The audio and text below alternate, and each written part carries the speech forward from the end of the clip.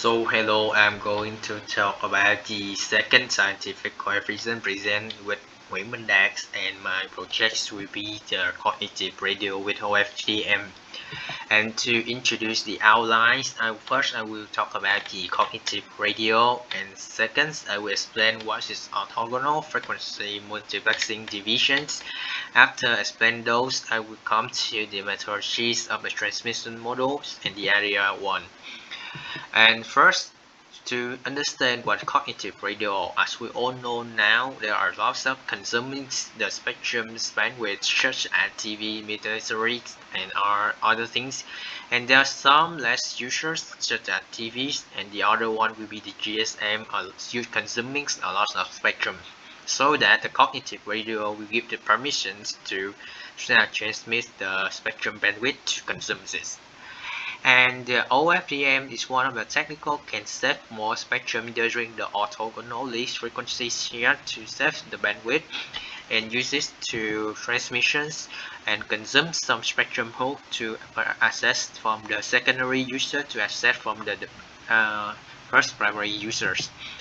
And to the methodology, there will be some transmission models, such that the transmission one will calculate the probabilities to detect the results and the transmission receivers here. And move to the QAM, this will protect the signal from the noise interference, and the OFDM will perform the transmission during the map. And the Rayleigh link will be consumed as the CP static prefix here to save the data, and by calculating the energies we can get the signals decisions for the cognitive radio with this performance. As the result, there will be the qualms of the minus 50 dB and the 30 dB here, and the sensing threshold from the energy user will detect which we can consume in, and calculating the probability of detections, we will get the miss detections also, and the burr. The burr will be decreased until we are increasing the ATB or the SNRs.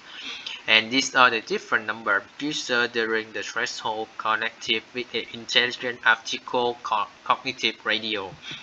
And this also the specifying the number user and threshold by the AI the calculation threshold. And by consuming the antenna model to give the positions and locations of the primary user and secondary user due to the base station here, and give the connections. And these are the spectrum analyzers to detect some spectrum holes and can give the permission and the time users for the computer.